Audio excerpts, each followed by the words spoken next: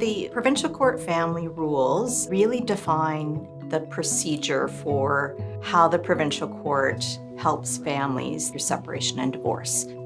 The project to reform the Provincial Court Family Rules is a joint project that was undertaken in partnership with the Provincial Court and the Ministry of Attorney General. Before these rules came into place, family cases tended to take up close to 3 times more time in court.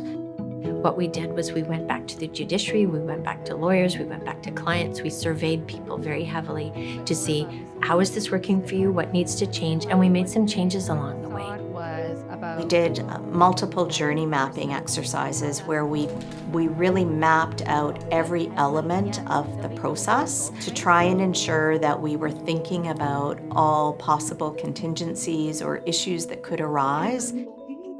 The new Provincial Court Family Rules really work hard on early intervention. So one of the first things to know about this process is that So before people can get really dug in on a certain position or thinking that they're going to get something or that a certain outcome is for sure, they get the correct information. They get access to legal counsel, they get access to legal information, they get some support for their kids, they get some support for themselves. The use of evidence in evidence-based design is critical. Critical when we're talking about policy and legal change, or at least intentional policy and legal change. In the justice system, we tend to leap right into the solution because we know best.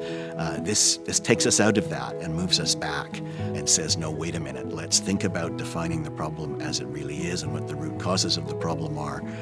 Let's gather the evidence, let's analyze this very carefully before we develop a solution. And then when we do develop a solution, let's not just put it out there and assume it's going to work. Let's test it.